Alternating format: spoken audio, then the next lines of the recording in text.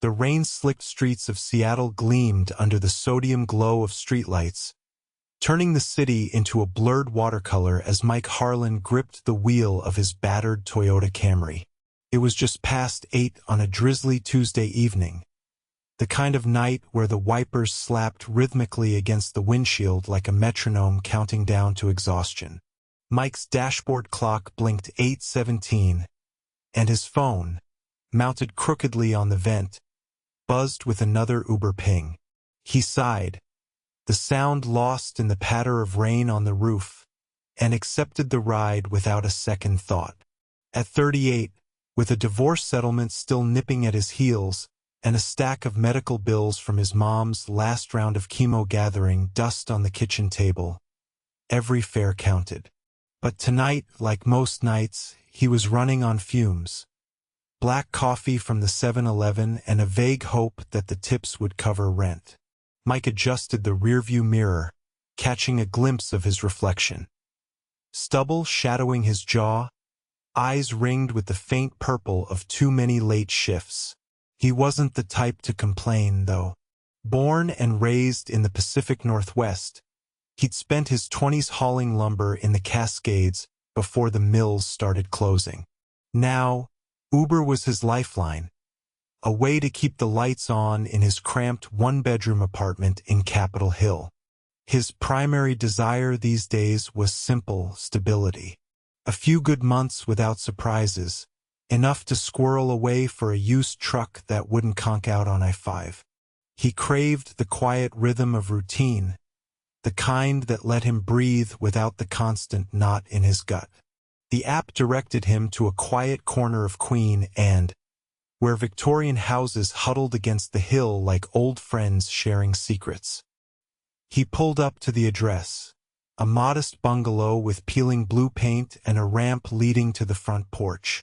The porch light flickered on, casting a warm halo over the figure waiting there.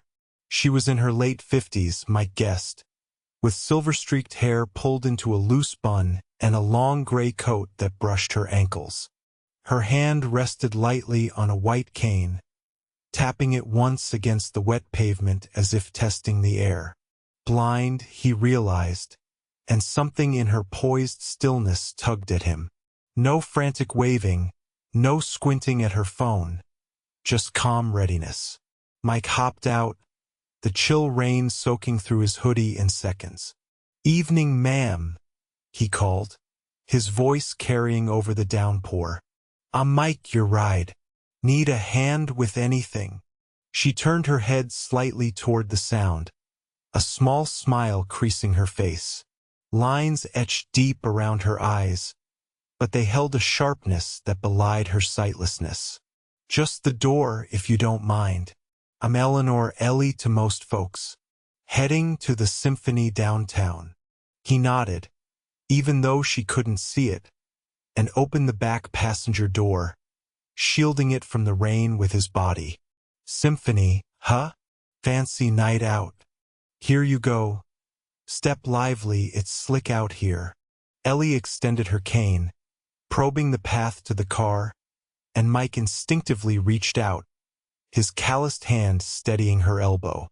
Her skin was cool and papery, like old book pages, and she smelled faintly of lavender soap and something earthier, like fresh-baked bread from a nearby window. "Thank you," she said, her voice warm with a Midwestern lilt that stood out against the city's clipped tones. "Most drivers just honk and wait." "Not my style," Mike replied, guiding her into the seat. He folded her cane with practiced ease. She handed it over without hesitation and stowed it in the door pocket. As she settled, adjusting her coat with deliberate movements, he slid back into the driver's seat, the car filling with the scent of wet wool and the faint metallic tang of rain on heated asphalt. The engine hummed to life, and Mike eased into traffic, the wipers swishing in steady arcs. "So, Ellie, what's on the program tonight? Beethoven? That stormy fifth?" She chuckled, a soft, resonant sound that cut through the ambient hiss of tires on pavement. Close, it's Mahler. The Second Symphony, Resurrection. Fitting for a night like this, don't you think? All that thunder in the strings. Mike glanced in the mirror, catching the way her fingers traced the edge of the seat, as if mapping her surroundings by touch. Never been much for classical myself. More a Springsteen guy. Born to Run gets me through these rainy drives. But yeah, sounds intense. You go often. Every chance I get, she said, her tone light but laced with a quiet ache. Lost my sight 5 years back. Macular degeneration. The music. It paints pictures better than my eyes ever did. Tonight's my first time out alone since the surgery didn't take. He felt a pang, unbidden. The kind that reminded him of his mom's hospital vigils. The beeps of machines and the sterile chill of waiting rooms. That's rough. But hey, you're out here doing it. Takes guts. The conversation flowed easy from there, weaving through the glow of passing headlights and the distant wail of a ferry horn from Elliott Bay. Ellie shared snippets of her life, a retired librarian from Spokane who'd moved to Seattle after her husband passed.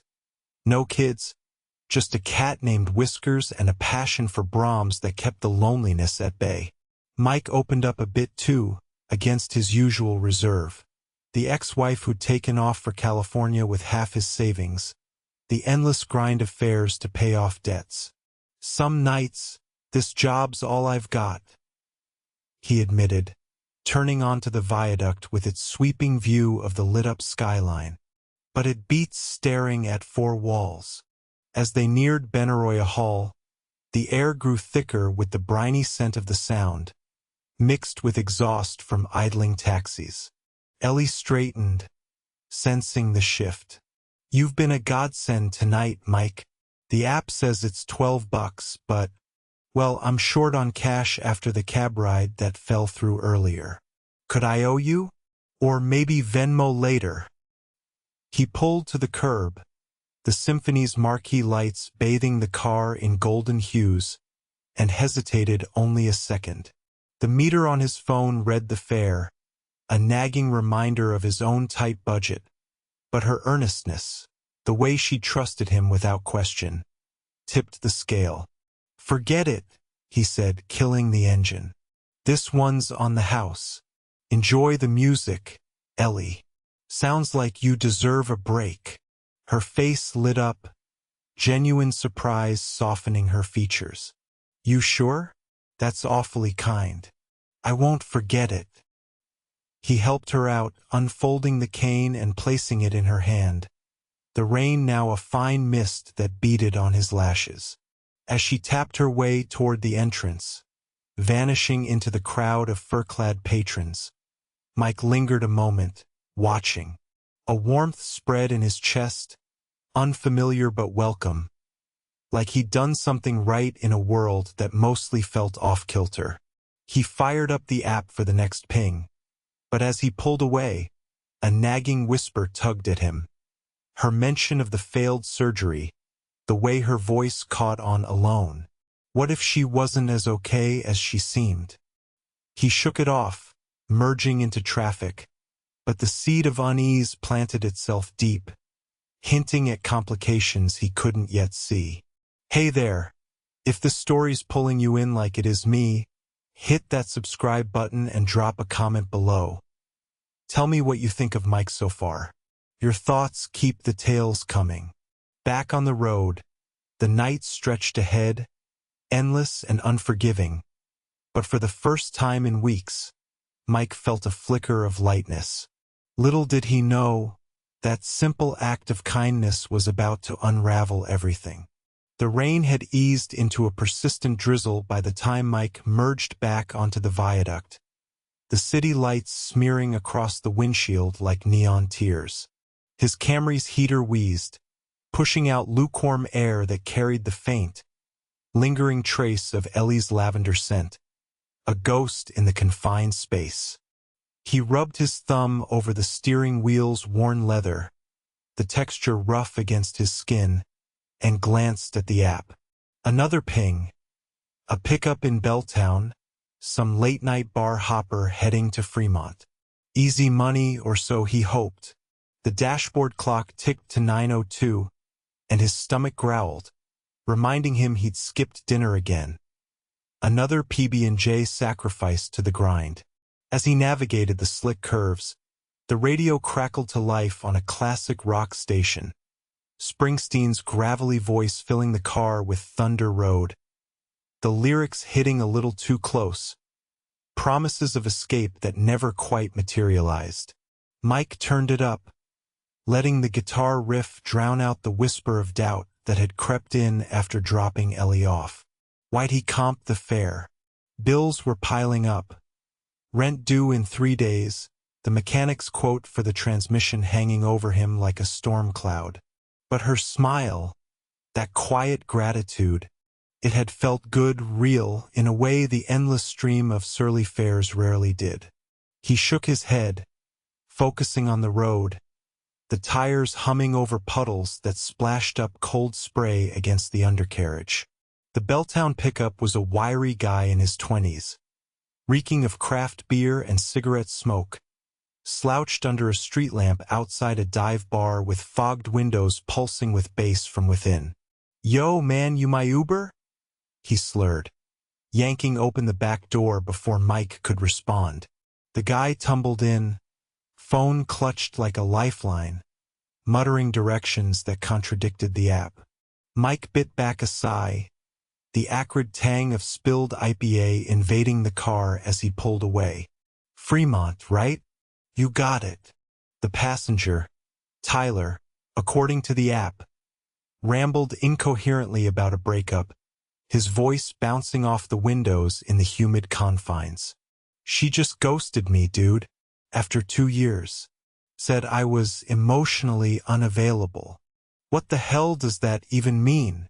Mike nodded along, eyes on the rearview, catching glimpses of Tyler's flushed face, eyes glassy under the passing neon signs for tattoo parlors and all-night diners. He offered a non-committal rough break man, steering through the narrow streets where the air grew thicker with the salty brine from the ship canal and the distant rumble of a freight train. By the time he dropped Tyler at a rundown apartment complex, fumbling with a meager tip that barely covered gas, it was pushing 9:45. Mike's phone buzzed, not the app, but a text from his buddy Jake, a fellow driver who'd crashed on his couch more than once during lean months. "Hey, you up for darts at the Alibi tomorrow?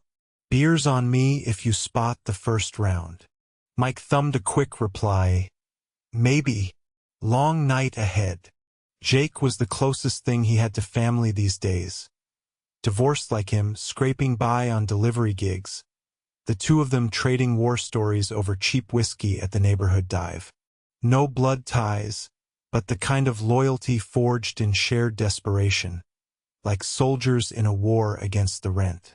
He accepted the next ride, a quiet one to Ballard, giving him a moment to breathe. The streets here were quieter, lined with craft breweries shuttered for the night, their wooden facades slick with rain that dripped from awnings in steady plinks. Mike's mind wandered back to Ellie, her cane tapping against the pavement, the way she'd leaned into his arm without hesitation. Trust like that was rare in a city where everyone kept their distance, eyes glued to screens. He wondered about her at the symphony now, seated in the velvet hush of the hall, the swell of violins washing over her like a tide. Did the music really fill the voids? Or was it just a bandage? His own voids gnawed deeper. The empty chair at his kitchen table where his mom used to sit, her laughter gone quiet 2 years now, the chemo bills a monthly gut punch that Uber barely dulled. The Ballard drop-off was uneventful. A middle-aged woman clutching grocery bags, silent except for a murmured thanks that hung in the misty air. As she vanished into a lit walkway, Mike checked his earnings. $87 for the night so far, minus gas and the comped fare. Not bad, but not enough to shake the knot in his chest. He pulled into a McDonald's drive-thru on Market Street, the golden arches glowing like a beacon in the gloom, and ordered a Big Mac value meal, the speaker crackling with static. The food arrived hot and greasy, the wrapper crinkling under his fingers as he ate parked under a buzzing streetlight, the rain pattering on the roof like impatient fingers. Ketchup smeared his chin, and he wiped it with a napkin, the salt and warmth a brief comfort against the chill seeping through the vents. Finishing up, he wiped his hands on his jeans, the denim rough and faded from too many washes, and fired up the app again. One more ride, he told himself, push to midnight, then crash. The ping came quick, airport run from Capitol Hill. Premium fare, maybe a decent tip. He accepted, weaving back toward his neighborhood, the familiar brick facades of his building coming into view as he detoured. His apartment was on the 3rd floor, a shoebox with peeling wallpaper and a view of the alley dumpster. But it was home. As he idled at a light, his phone lit up with a voicemail notification he'd missed earlier. From his ex, Lisa? No, the area code was local, unknown. He hit play, the voice tinny through the speaker. A woman's clipped tone, professional, leaving a number and asking him to call back regarding a mutual acquaintance, Eleanor Voss. Ellie's full name? Mike's brow furrowed, the warmth from the burger turning sour in his gut. Who was this? A friend? Family? The light turned green, and he accelerated, but the message lingered, a subtle thread pulling at the edges of his night, hinting at strings attached to that free ride he hadn't thought twice about.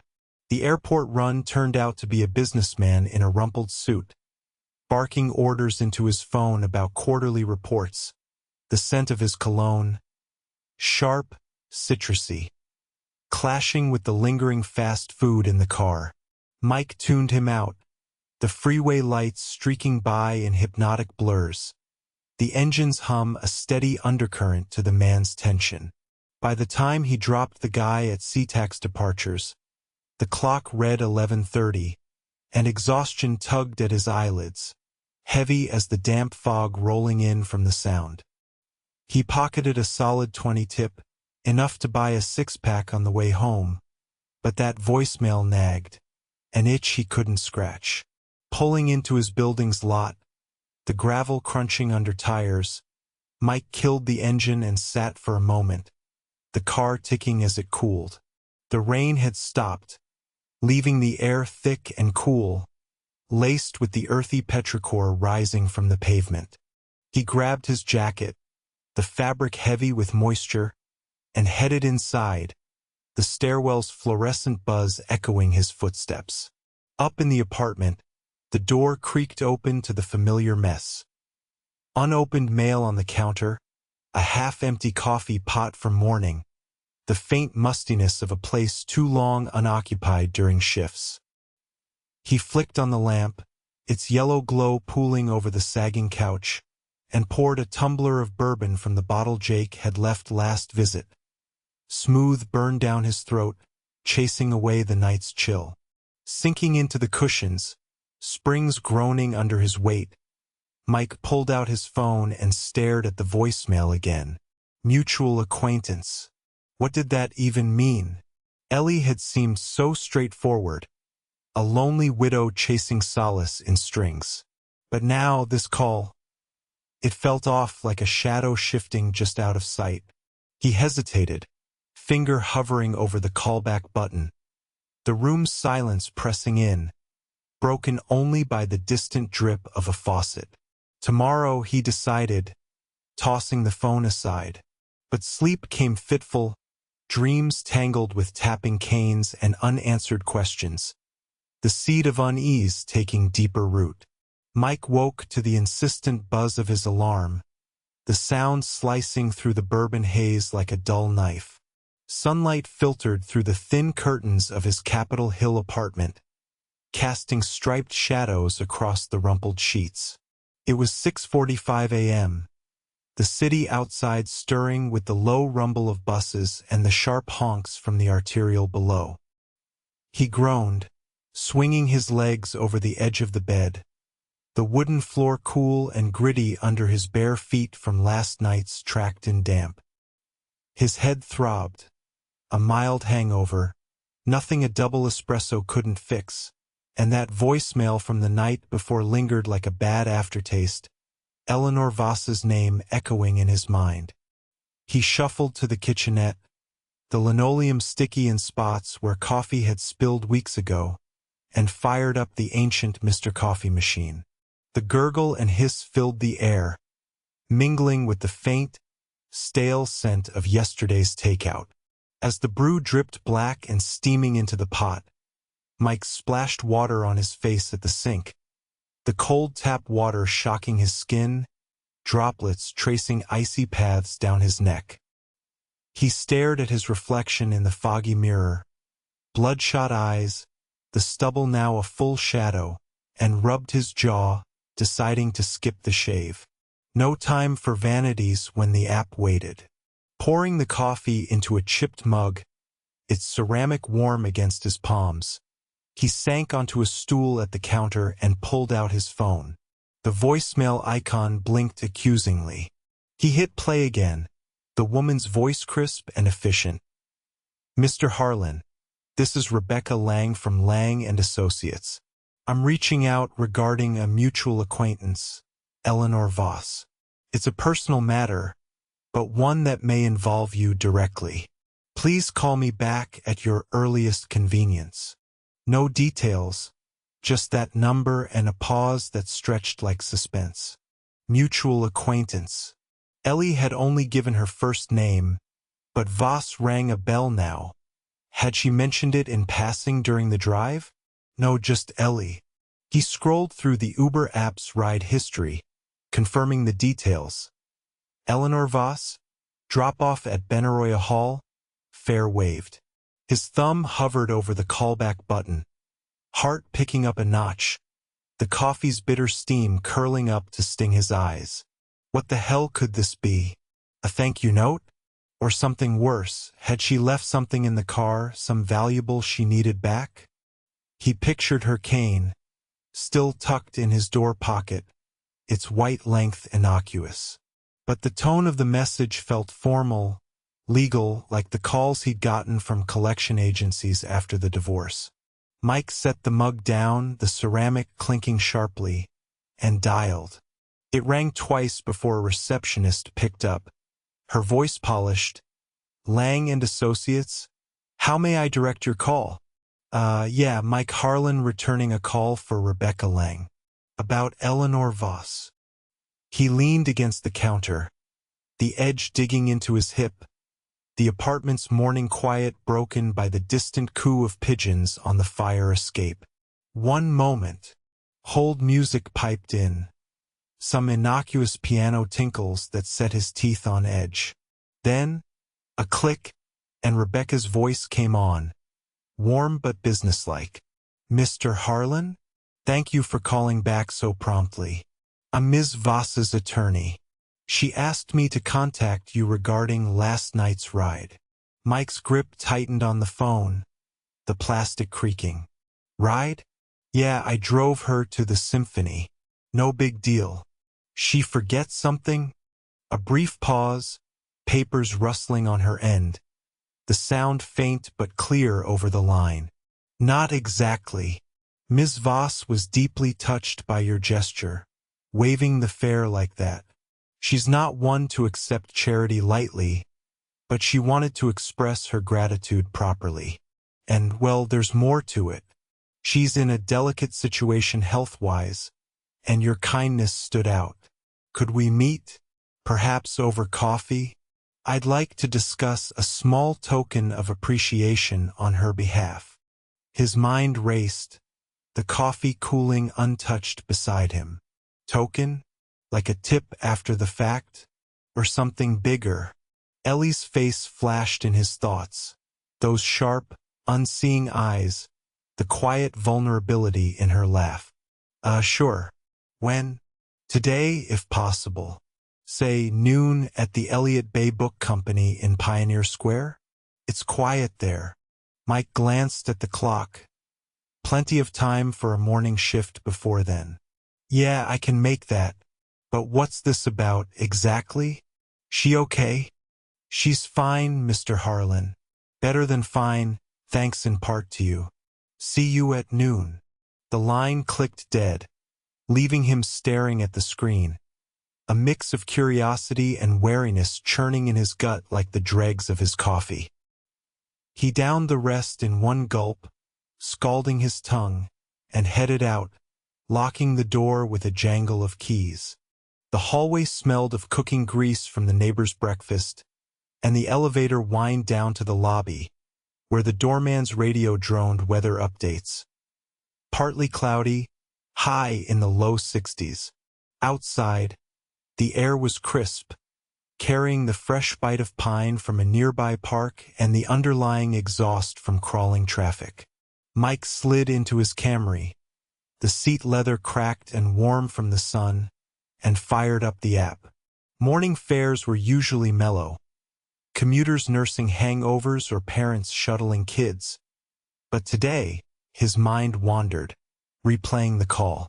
What kind of token warranted an attorney? Ellie didn't strike him as wealthy. Her coat had been threadbare at the cuffs, her shoes practical scuffs. The first ride was a tech bro from South Lake Union. All hurried chatter about stock options, his cologne a cloud of synthetic spice that clung to the upholstery. Mike nodded along, eyes flicking to the rear view, the city unfolding in a blur of glass towers and coffee carts steaming on sidewalks. By 10:30, he'd banked $20, enough to ease the morning's edge, and detoured to a drive-through for a refill, black, no sugar, the paper cup sweating condensation onto his thigh. Pioneer Square loomed as he approached, its historic bricks and ironwork a contrast to the sleek downtown spires. He parked a block away, the meter ticking with quarters that clinked like loose change in his pocket, and walked the rest, the pavement uneven under his boots, dodging tourists snapping photos of the pergola's tiled dome. Elliott Bay Book Company sat nestled in the old Schwabacher building, its windows stacked with colorful spines, the air inside thick with the musty comfort of aged paper and fresh ground beans from the attached cafe. Rebecca Lang was already there, at a corner table by the tall shelves, a slim woman in her 40s with a sharp bob and wire-rimmed glasses, nursing a latte. She stood as he approached, extending a hand, cool, firm grip. Mr. Harlan? Rebecca. Coffee? Just had one, thanks. He slid into the chair opposite, the wooden seat creaking, the cafe's hum of conversation and espresso machines a soothing backdrop. Up close, she had a no-nonsense air, her blouse crisp white against the dim light filtering through stained glass accents. She leaned in, voice low. Ms. Voss is a client of mine, long time. She's been through a lot. The vision loss, her husband's estate still tangled in probate. Last night she told me about you. Said you didn't just drive her. You made her feel seen. Independent. It's rare. Mike shifted, the wooden armrest smooth under his fingers, a flush creeping up his neck. Wasn't nothing. She seemed like she needed a break. Rebecca nodded, pulling a slim folder from her briefcase. Leather, supple and expensive. Exactly. And she wants to return the favor. Not money per se, though there's a check for the fare plus a tip. But more, she's naming you in a small bequest. Nothing extravagant, but it's her way of saying thank you. For being decent when you didn't have to. A bequest? Mike's pulse quickened, the words hanging in the warm, book-scented air. Wait, like, in a will? She's not. No. She's healthy otherwise. Just planning ahead. It's a token. Some stocks from her late husband's portfolio, enough to give you a cushion. A few thousand. maybe more depending on the market. She slid the folder across, its edges crisp. Inside, a document outlined it, simple legalese, his name typed neatly. He stared, the paper cool against his fingertips, a surreal weight settling in his chest. Gratitude, sure, but this felt outsized, like strings he couldn't see. I don't know what to say. Why me? One ride. Because kindness matters, Mr. Harlan. Especially now. Her eyes met his, steady, but there was a flicker, something unsaid, a shadow in her composure. Sign here to acknowledge receipt. And if you have questions, call any time. As he scrawled his name, the pen scratching audibly, the cafe door chimed, a gust of street air carrying the scent of rain-damp bricks. Mike folded the folder, tucking it into his jacket, the fabric bunching against his side. Walking out into the square, the midday sun warming his face, he felt a mix of elation and unease. The money a lifeline? Yes, but Ellie's delicate situation echoed, hinting at layers beneath the surface, complications that might pull him deeper than a free ride ever intended. Mike pocketed the folder, the weight of it pressing against his ribs like an unspoken promise as he stepped out into the bustle of Pioneer Square. The midday sun hung low, filtering through the iron pergola to dapple the brick sidewalks in shifting patterns. But the warmth did little to thaw the knot of confusion twisting in his gut. A few thousand? Stocks? It sounded like a windfall, the kind that could knock out half his mom's bills or fix the Camry for good. Yet Rebecca's words, delicate situation, planning ahead, clung to him, sticky as the espresso steam still wafting from the cafe door. He needed air, space to think, so he fired up the app on his phone, the screen glaring bright against the overcast sky threatening more rain. The first ping came quick, a ride from the square to the university district, some student hauling textbooks in a battered backpack. Mike slid into the driver's seat, the vinyl warm from the sun baking through the windows, and adjusted the rear view, catching his own furrowed brow. The kid climbed in, all lanky limbs and nervous energy, muttering about a midterm on Keynesian economics. Dude, it's brutal, supply and demand curves everywhere, he said, the scent of instant ramen and fresh printer ink filling the back. Mike hummed agreement, navigating the steep hills where cable cars clanged in the distance, their bells sharp against the hum of pedestrian chatter.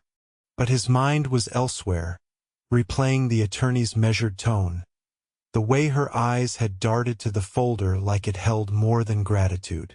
By the time he dropped the student at a dorm with peeling paint and overflowing bike racks, the clock read 1:15, and Mike's stomach reminded him lunch was a skipped necessity.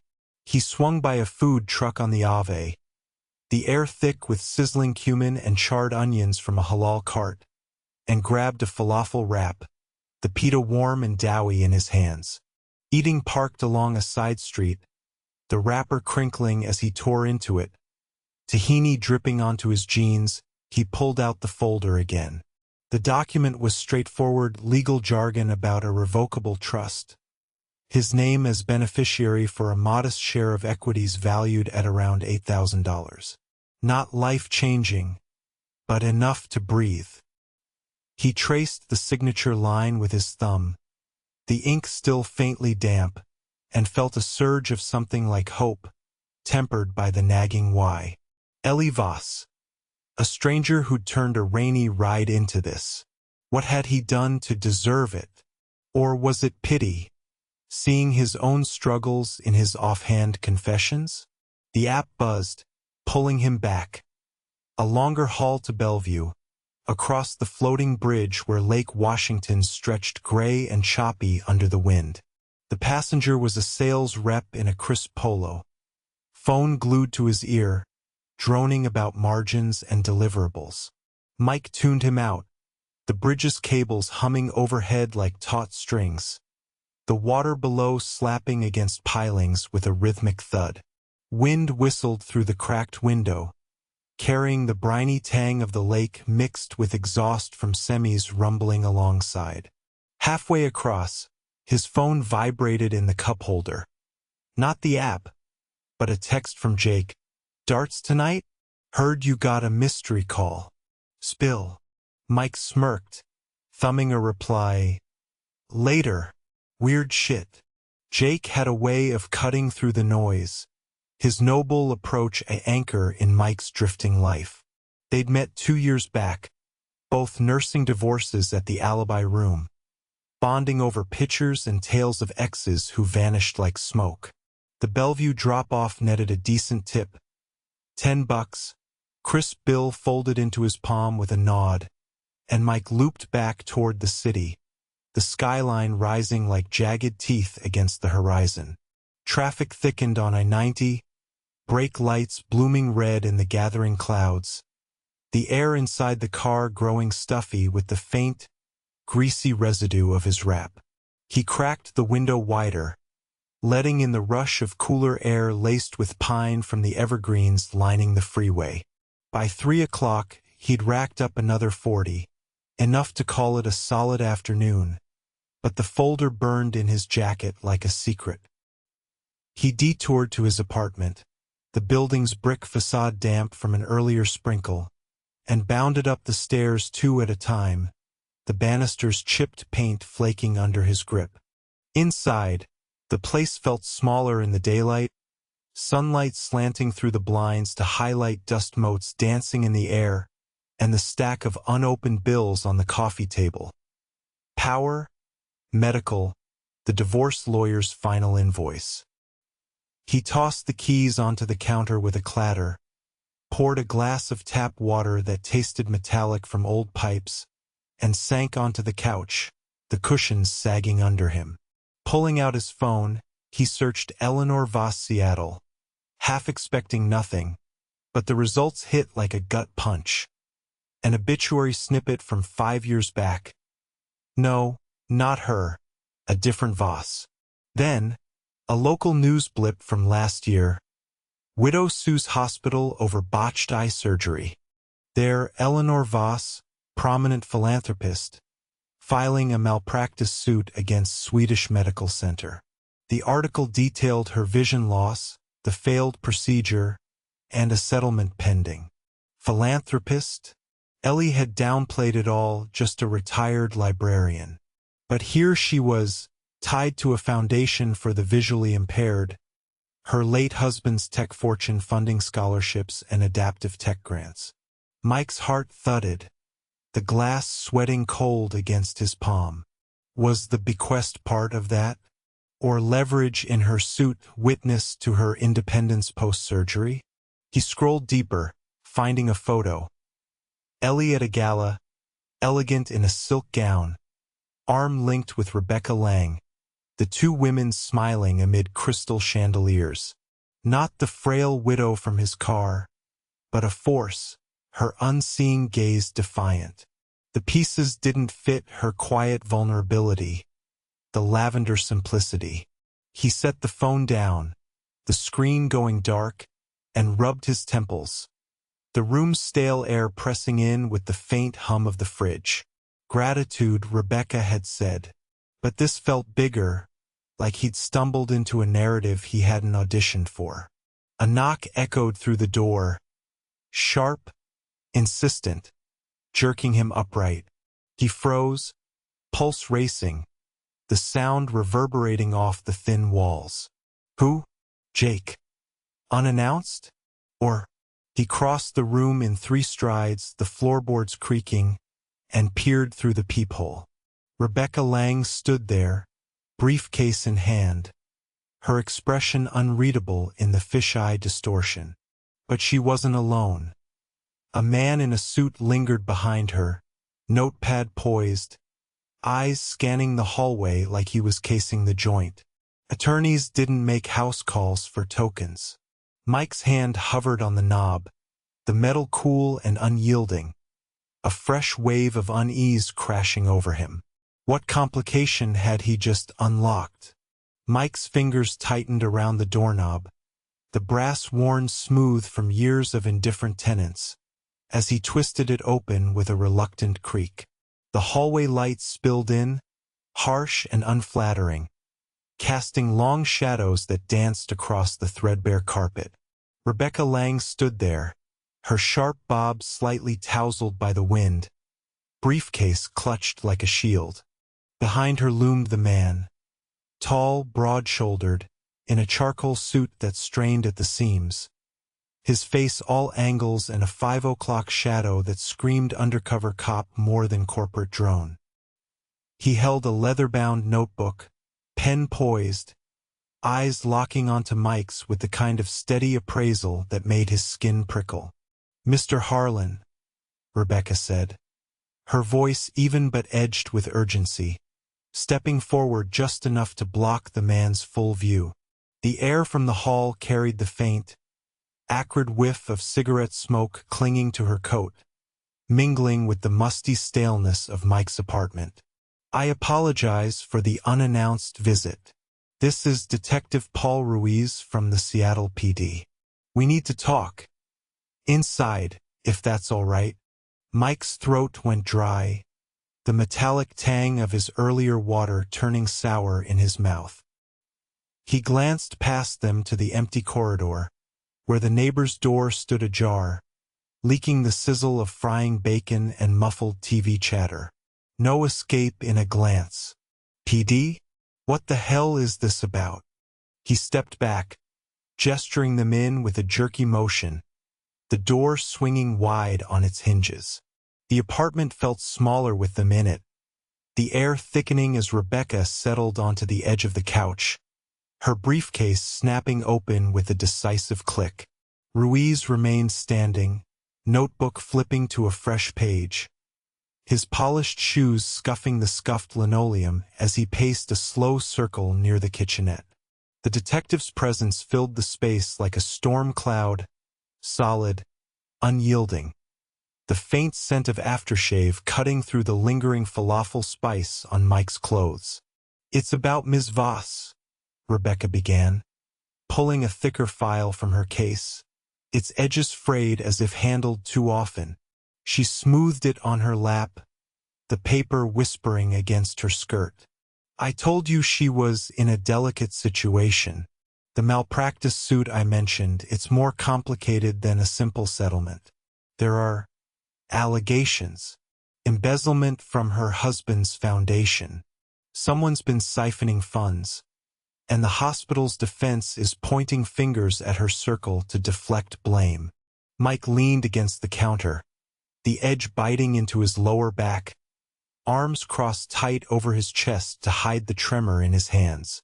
The room's afternoon light slanted through the blinds, striping Ruiz's face in harsh contrasts, making his eyes seem darker, more probing. "Embezzlement? Ellie? She didn't strike me as, wait, why are you telling me this? I just gave her a ride." Ruiz cleared his throat, a low rumble that echoed off the bare walls, and jotted something quick in his notebook, the pen scratching like nails on chalkboard. "Because you waived that fare, Mr. Harlan, and now you're in her will. Makes you a person of interest.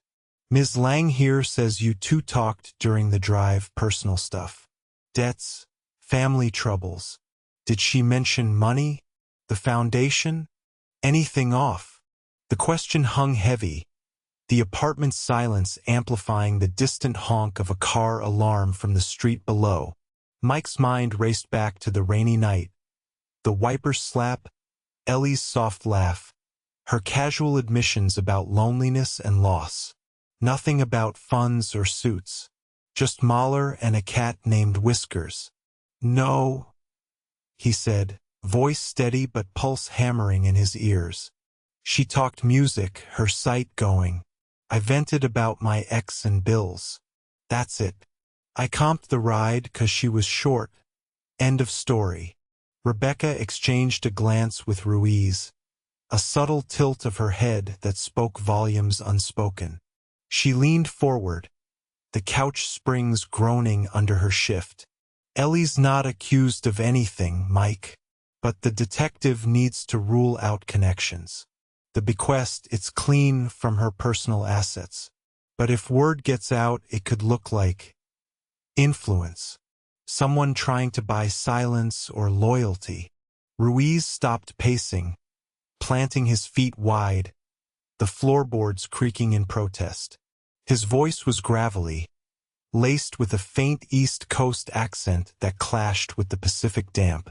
Look, Harlan, you're not in cuffs yet, but we've got a tip, anonymous, that Ms. Voss has been reaching out to drivers, folks like you, with gifts to build a narrative. Independence post-surgery, to bolster her case against the hospital.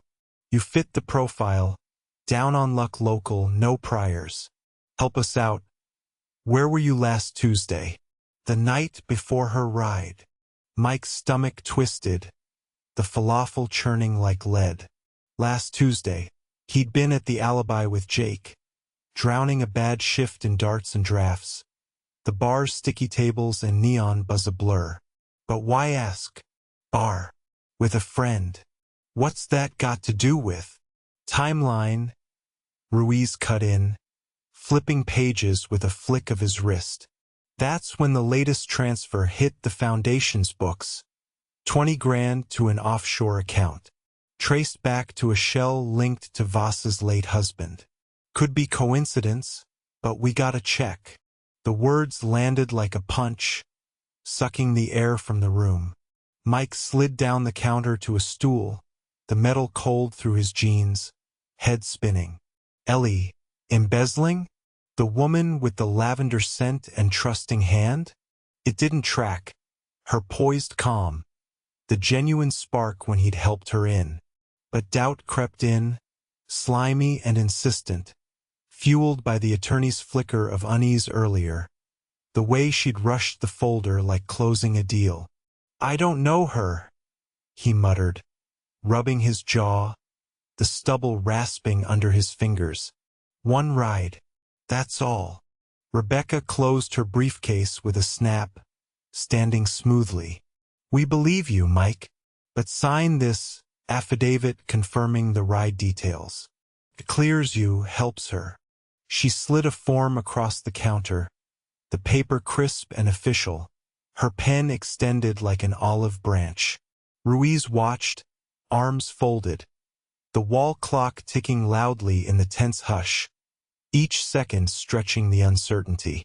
Mike took the pen, its weight heavy, and scrawled his name, the ink bleeding slightly on the cheap paper. As they left, Rebecca's parting words lingered. Call if you remember anything. The door clicking shut behind them like a lock turning. Alone, Mike sank onto the couch, the cushions enveloping him in stale fabric, heart pounding against his ribs. The folder from earlier mocked him from the coffee table, its promise soured. What if the bequest was bait? A hook in a larger game? He grabbed his phone, fingers flying to text Jake. Need backup. Cops just left. Meet at Alibi now. The screen glowed in the dimming light, outside the clouds thickening to a bruised purple, rain pattering against the window like hesitant fingers. The kindness he'd offered felt like a trap snapping shut, pulling him into shadows he hadn't seen coming, and the real question burned.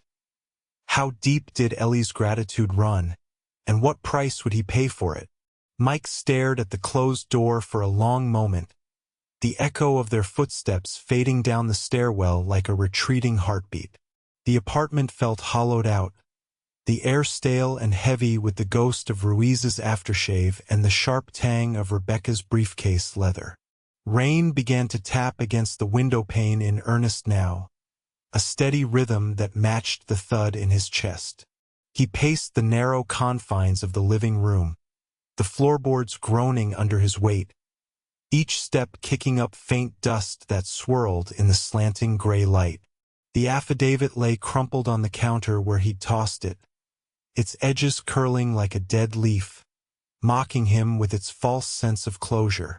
Grabbing his jacket from the hook, damp still from the morning's mist, he yanked it on, the zipper catching on the frayed lining with a metallic snag. His phone buzzed in his pocket. Jake's reply, blunt as ever. "On my way. This better be good." Mike pocketed it and headed out, locking the door with a decisive click that reverberated in the empty hall. The stairwell smelled of mildew and yesterday's takeout, the fluorescent bulbs flickering overhead like hesitant stars. Outside, the drizzle had thickened to a chill downpour, soaking through his hoodie in seconds as he dashed to the Camry. The engine turned over with a reluctant cough, wipers slapping wet arcs across the windshield, blurring the neon signs of Capitol Hill into watery halos. The drive to the alibi room was a tense blur, traffic crawling along Broadway where umbrellas bobbed like black mushrooms under streetlights. Mike's hands gripped the wheel too tight, knuckles whitening against the cracked vinyl, his mind replaying Ruiz's questions like a looped tape. Offshore accounts, gifts to drivers, a narrative.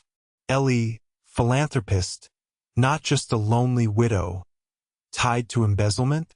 It didn't fit the woman who'd gripped his arm with quiet trust, her voice weaving stories of lost symphonies.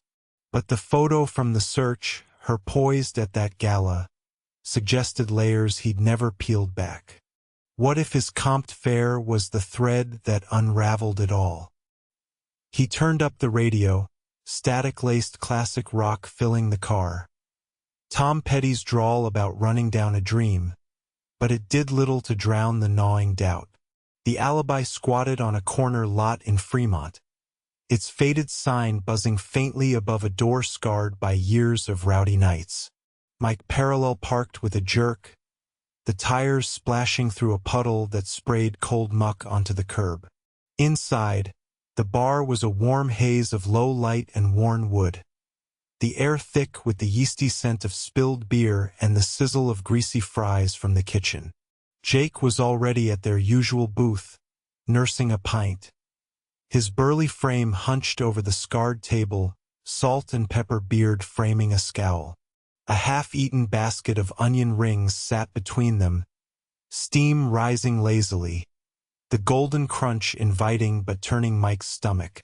"Spill it, man," Jake said as Mike slid into the booth, the vinyl seat sticking to his damp jeans with a soft rip. Jake's eyes, sharp blue under bushy brows, scanned him like he was reading a bad fare review. Text said cops. "You holding out on me?" Mike flagged the bartender with a nod, PBR tall, and leaned in, voice low against the murmur of patrons and the jukebox crooning an old Eagles tune.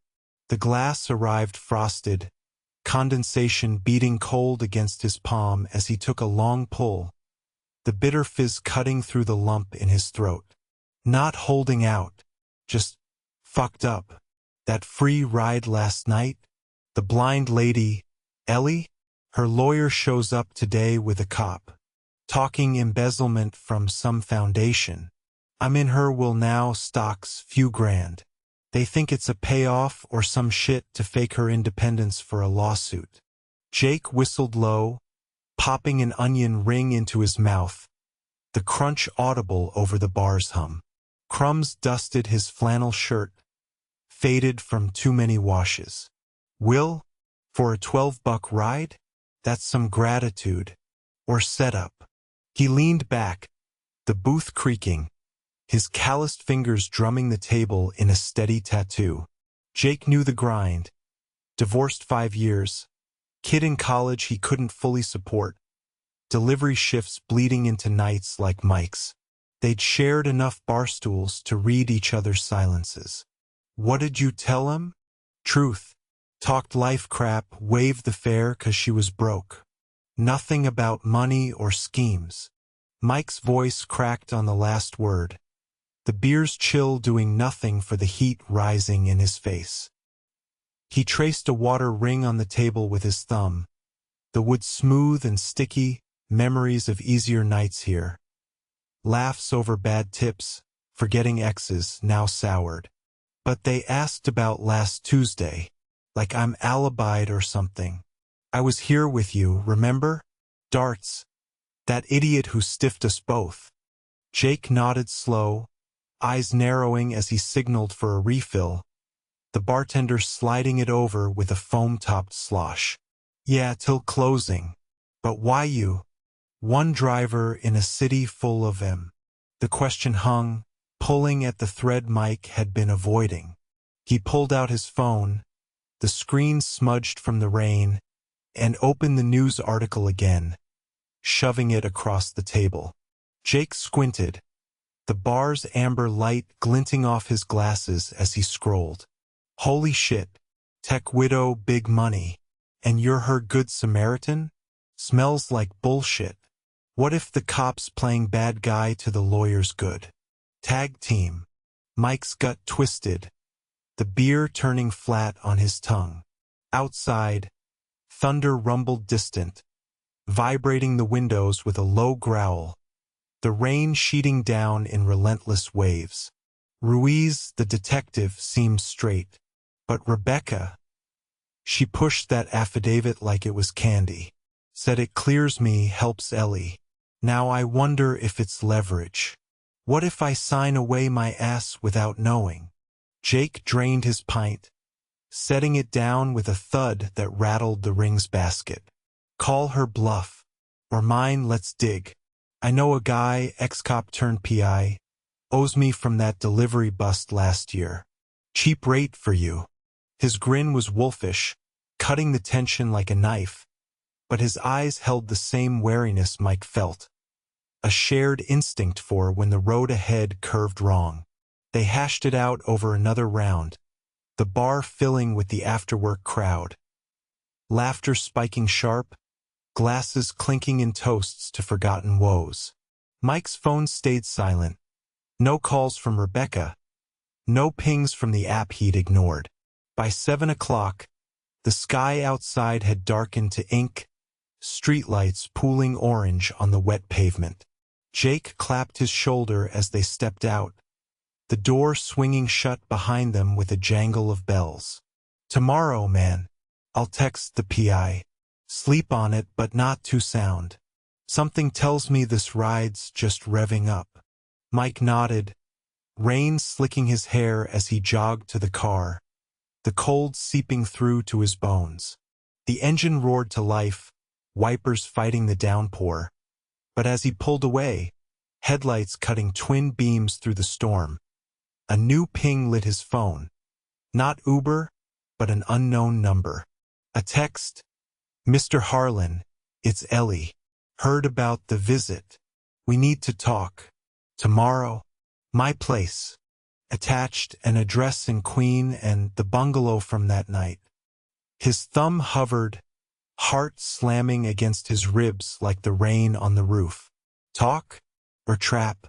The invitation dangled like a hook, promising answers but baited with deeper shadows, escalating the stakes into territory he wasn't sure he could navigate alone.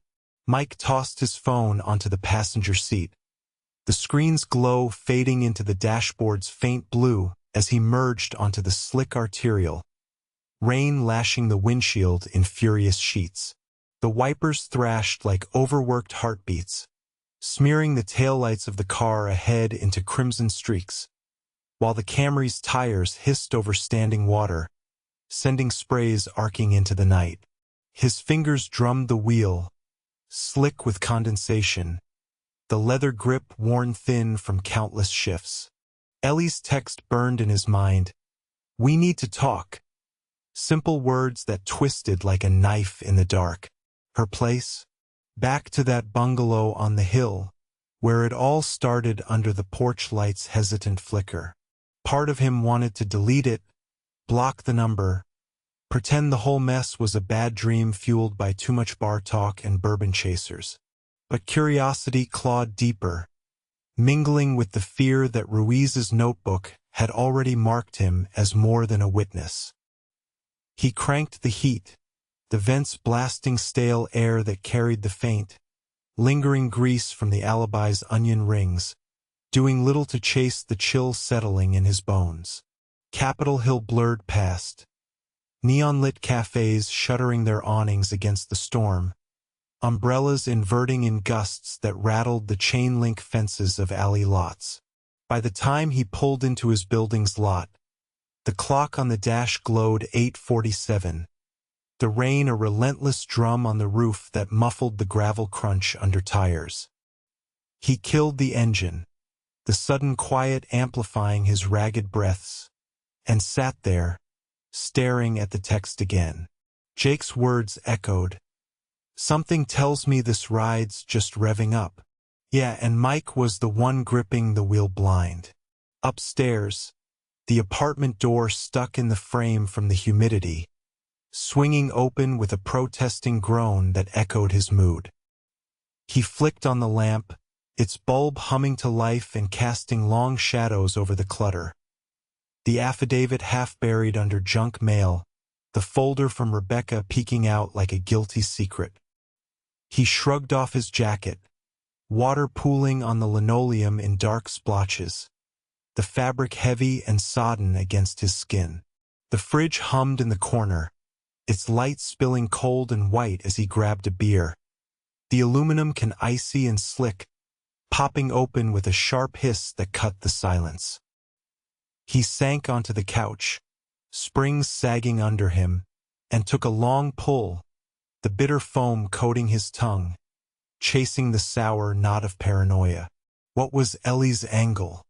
Philanthropist suing for her sight, tangled in theft accusations. Did she see him as an ally, a pawn, or a loose end? He scrolled back through their drive in his head. Her hand on his arm, cool and steady. The way she'd laughed at his Springsteen quip, a real spark in the dim car. No schemes then, just two strangers bridging the rain-soaked miles. But now, with Ruiz's gravelly questions and Rebecca's polished deflections, it all felt scripted, like he'd auditioned for a role he didn't want. He set the beer down, condensation sweating onto the coffee table's scarred wood, and fired off a reply. Tomorrow morning? 10 a.m. Neutral, non-committal, time to hear her out, gauge the shadows. Sleep came in fits, the rain's patter turning to a roar against the window, thunder rumbling like distant artillery. Dreams fragmented. Ellie's cane tapping endlessly on blacktop. Ruiz's notebook flipping pages that revealed his own face sketched in hasty lines. Jake's laugh morphing into a warning siren. He woke drenched in sweat, sheets twisted around his legs like restraints, the clock reading 5:32 in the pre-dawn gloom. The air hung heavy, laced with the faint mildew of the building's old bones, and he lay there, staring at the ceiling cracks that spiderwebbed like fractured trust. No more waiting, call Jake first, get the PI's number. But Ellie was step one. Face the source. Morning broke gray and sodden, the sun a diffused smear behind clouds that wept steadily. Mike showered quick, the water scalding then tepid, steam fogging the mirror where he wiped a streak to shave. Razor scraping stubble with rhythmic pulls, nicking his chin in a sharp sting that beaded red. He dressed in his cleanest jeans and a button-down, the cotton stiff and unfamiliar, like armor for whatever waited in Queen Anne. Coffee brewed strong, its aroma bitter and grounding, filling the mug he nursed black, the ceramic warm against his calluses. Jake's text pinged as he laced his boots. PI's name is Torres. Number attached. Call after you see her. Don't sign shit. Mike pocketed the info, grabbed his keys with a jangle, and headed out, the hallway's fluorescent buzz chasing him down the stairs. The drive wound uphill through mist-shrouded streets, the Camry laboring against the incline, engine whining as brakes grabbed on the curves. Queen Anne's Victorians loomed like silent judges, their gables dripping, lawns slick with fallen leaves that squelched under tires. Ellie's bungalow came into view at 9:58. The blue paint even more faded in daylight, the ramp glistening wet. No car in the drive, just a delivery van idling across the street, its engine idling low. Mike parked curbside, rain ticking on the roof like impatient Morse, and stepped out, hood up against the drizzle that soaked his cuffs immediately. The air smelled of wet earth and distant evergreens, the hills chill seeping through his shirt. He approached the porch, wooden steps creaking under his weight, and knocked, 3 firm raps that echoed hollowly. The door opened after a beat, not Ellie, but a younger woman in scrubs, her ponytail damp and face etched with fatigue. "You must be Mike," she said, voice soft but efficient, stepping aside with a gesture. The foyer enveloped him in warmth, the scent of chamomile tea and polished oak, a stark contrast to the storm outside. "I'm Sarah, her home aide. Ms. Voss is in the living room, go on in. She's expecting you." Mike nodded, wiping his boots on the mat, the fibers rough against the rubber soles, and followed the hall's dim glow. Ellie sat by a bay window, cane propped against her armchair, a knit afghan draped over her lap like a shield. Sunlight filtered through lace curtains, dappling her silver hair in soft halos, but her face was drawn, lines deeper than the night of the ride. She turned toward the sound of his steps, unerring, a small smile breaking through the weariness.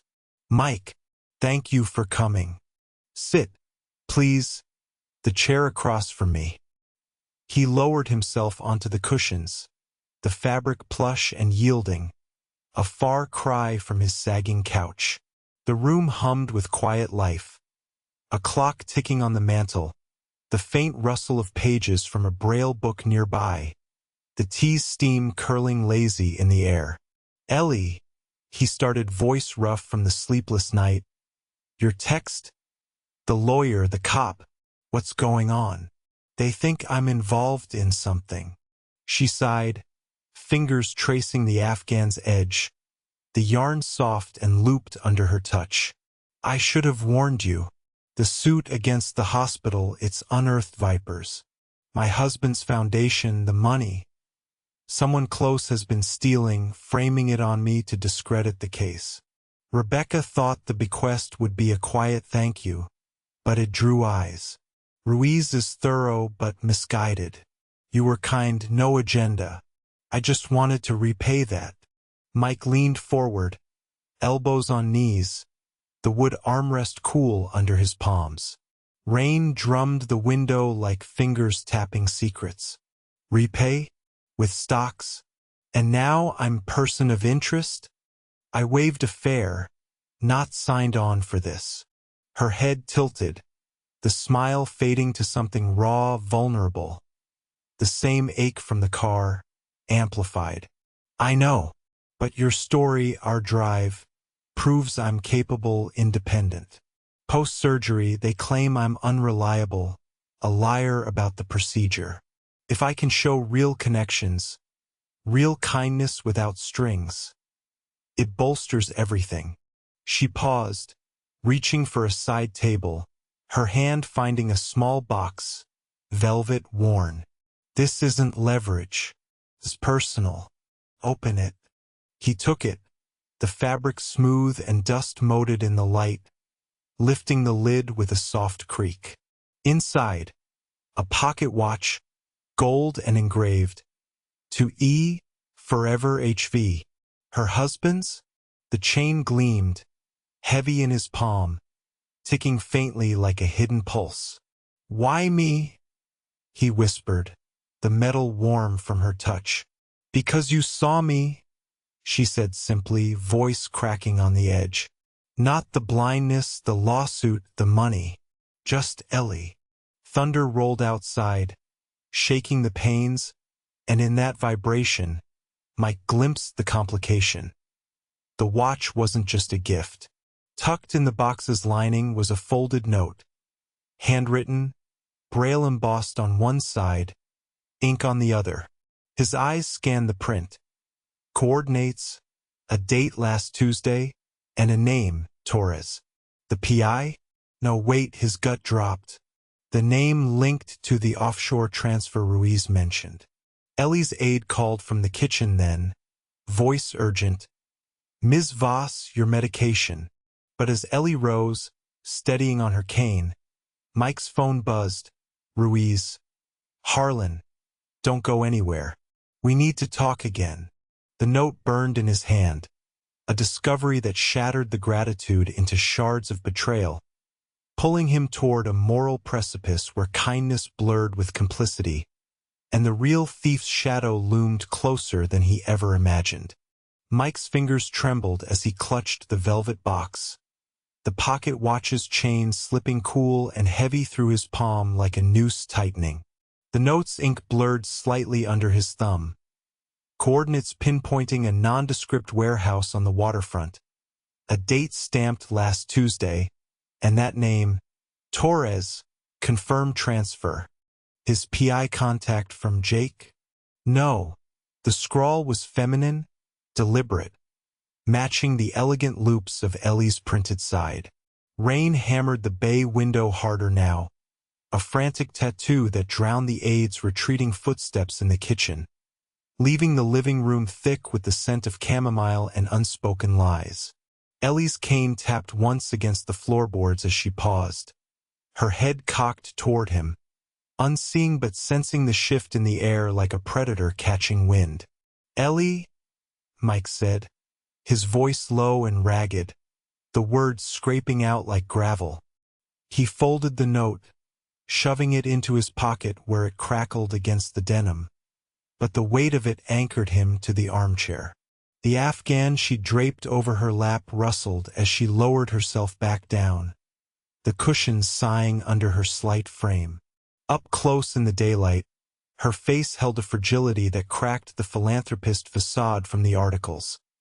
Crow's feet etched deeper, lips pressed thin against whatever storm brewed inside. This watch, it's beautiful. But the note? Torres? That's the guy in the transfer Ruiz mentioned. Offshore money. What the hell is this? She froze, her hand midway to the armrest, fingers splaying white-knuckled against the wood. The clock on the mantel ticked louder in the hush, each second a hammer strike, while outside, thunder grumbled like a warning growl rolling off the sound. Mike, that wasn't meant for you. Her voice wavered, the Midwestern lilt fraying at the edges. No longer the warm storyteller from the car, but a woman cornered, breath shallow and quick.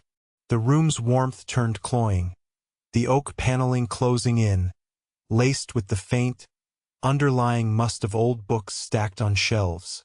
Her braille library, a testament to battles fought in silence.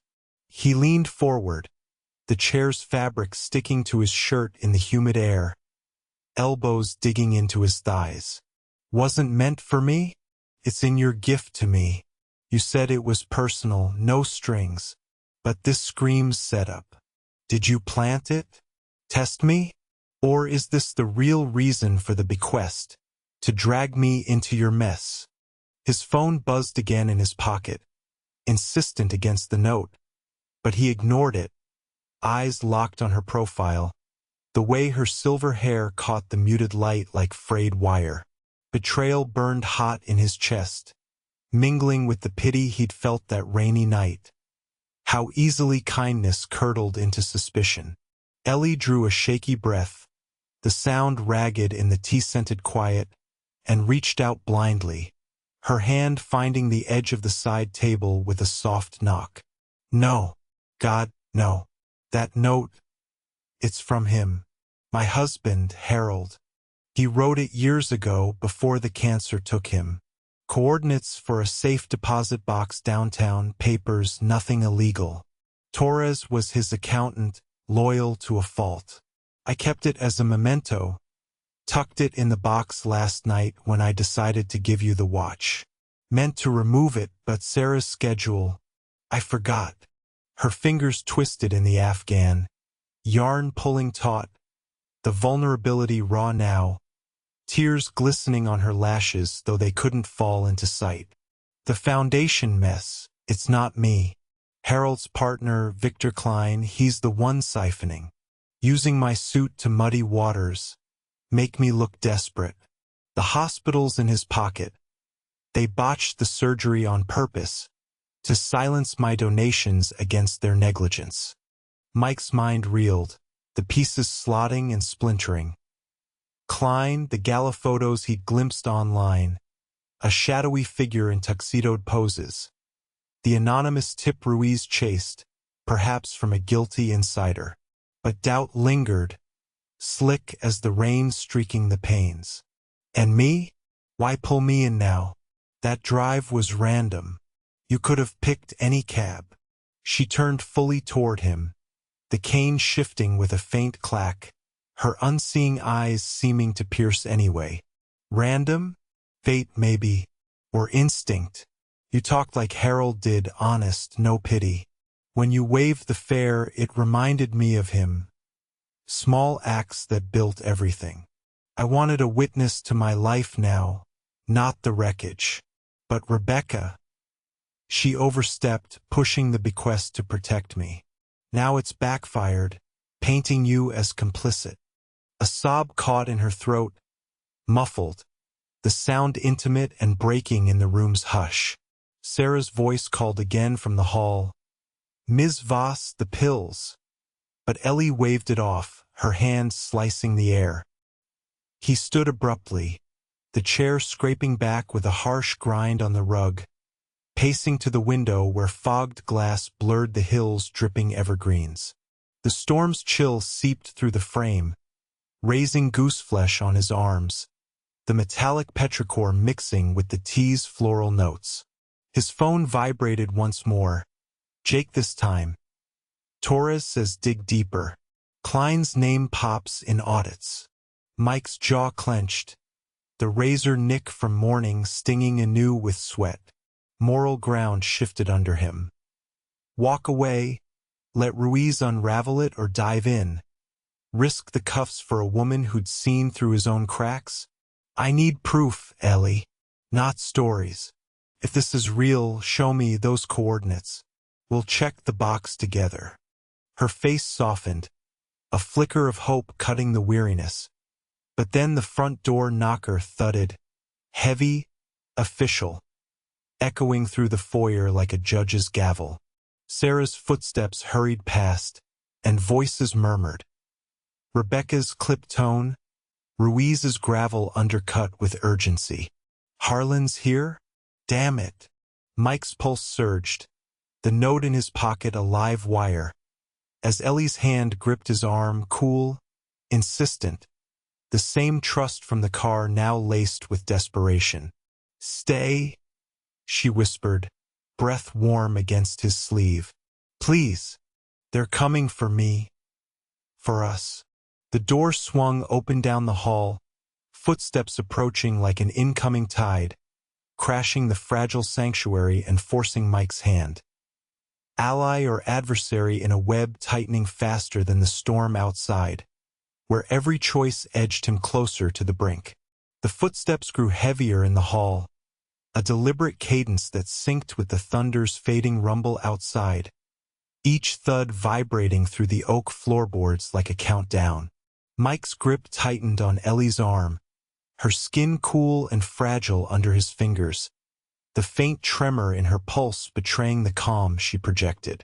The living room's air thickened, chamomile steam dissipating into something sharper, tension laced with the wet wool scent of rain tracking in from the foyer. Sarah's voice cut through, muffled and apologetic. Detective, she's with a guest. Ruiz's gravelly timbre overrode her. Close now, boots scuffing the runner rug. Ms. Voss, we have a warrant. For the house, the safe deposit box, everything tied to the foundation. The words landed like a gavel, and Mike's stomach plummeted. The note in his pocket suddenly a burning coal against his thigh. Ellie straightened, her cane rising like a scepter, the white tip tapping once against the floor, a defiant punctuation. "Paul, this is uncalled for. Mike Harlan is here at my invitation. He's no part of this." Her voice held steady, the Midwestern lilt sharpening into resolve. But Mike felt the lie's undercurrent. The note, the coordinates, Harold's ghost woven into her defense. The door to the living room swung wide, Rebecca entering first, her sharp bob plastered slightly from the downpour, briefcase dripping onto the threshold. Ruiz followed, rain beating on his trench coat like accusation. His broad frame filling the space, notebook already out. Sarah hovered behind, wringing her hands, the scrub's fabric whispering with her unease. "Mr. Harlan," Ruiz said, eyes narrowing on Mike's hand still on Ellie's arm. "Didn't expect you here. Step aside, we're securing the premises." Mike released her slowly, the warmth of her sleeve lingering on his palm, and rose to his feet, the armchair creaking in protest. The room spun a fraction, adrenaline surging hot through his veins, mixing with the chill draft snaking in from the hall. Securing? For what? She just told me it's her husband's old accountant, not some scam. He pulled the note from his pocket, unfolding it with fingers that fumbled the creased paper, holding it out like evidence or surrender. The ink smudged faintly from the rain's humidity, but the coordinates glared clear. Ruiz snatched it, his calloused thumb brushing Mike's, the contact rough and impersonal. He scanned it under the lamp's glow, the light catching the stubble on his jaw, deepening the shadows. Rebecca moved to Ellie's side, murmuring low, "I told you to let me handle this." But Ellie shook her head, silver strands escaping her bun. "It's legitimate, Paul," Ellie interjected, rising with fluid grace, cane probing the air ahead. "Torres was Harold's man. Those coordinates lead to documents proving Victor Klein's embezzlement. The transfers, the shells, it's all there, dated before my surgery. The hospital paid him to sabotage it, to frame me as unstable." Her words poured out, raw and unfiltered, the vulnerability from moments ago hardening into fire. Rain lashed the window harder, wind whistling through a loose pane, carrying the briny tang of the sound miles away. Ruiz's face remained stone, but his eyes flicked to Rebecca, a silent query. She nodded curtly, snapping open her briefcase on the side table, papers rustling like dry leaves. "I've got the affidavits, detective. And now this Mr. Harlan's discovery corroborates. Klein's the link. He accessed the foundation accounts post-Harold's death, funneled funds to cover hospital bribes." She slid a file toward Ruiz, the leather edges worn, smelling faintly of ink and aged vellum. Mike watched, heart hammering against his ribs, the room's confines pressing in, the tick of the clock, the aide's shallow breaths, Ellie's unseeing gaze fixed forward as if willing truth into being. This was the precipice. Back out, claim ignorance, or stand, risk the web ensnaring him too. Memories flashed, the rainy drive, her laugh cutting the wiper's rhythm, his own confessions spilling like relief. Kindness, he'd thought, simple as comping a fare. Now it bound him here, facing the detective's scrutiny. Ruiz pocketed the note, his pen scratching furious notes, the sound grating like suspicion. "If this checks out, fine. But you're both coming downtown, statements, full rundown. Harlan, you touch anything else?"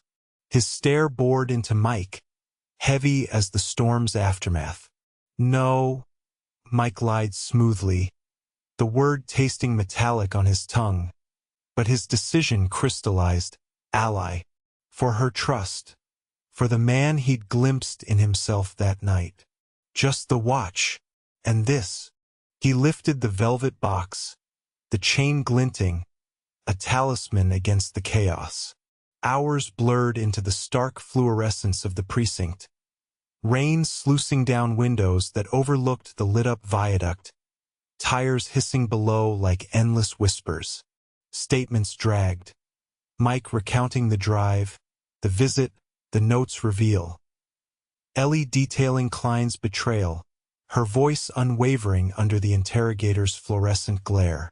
Rebecca wove legalese like a shield, procuring warrants on the spot via frantic calls. By midnight, the pieces locked. Klein arrested at his lakeside condo, led out in cuffs under flashing lights, the news vans already circling like vultures. Mike emerged into the pre-dawn mist, Ellie on his arm again, her cane tapping the precinct steps with finality.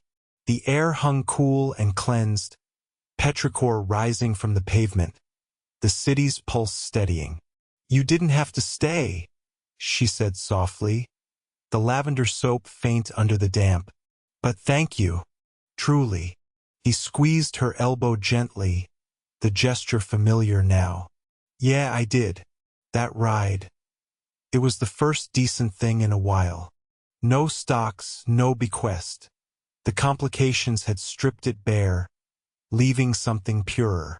Weeks later, the suit settled, hospital liable, foundation cleansed, Ellie's independence affirmed in court records that quoted Mike's affidavit like a cornerstone. He sold the watch back to her for a symbolic $1, the tick of it now on his mantle, a reminder of choices that bent fate. The Camry got its transmission fixed, bills eased by a quiet settlement share, but the real windfall was Jake's standing invite to darts, no longer shadowed by debts. Mike drove on, fares blending into routine, but some nights, under sodium lights, he'd spot a silver bun on a porch and pull over. Not for the app, but the pull of connection, the road less traveled by kindness unbroken. Hey folks, that twist had me on the edge. What's your take on Mike's choice? Did he do the right thing? Subscribe if you want more stories like this, and share your thoughts in the comments. Your voice keeps the journey going.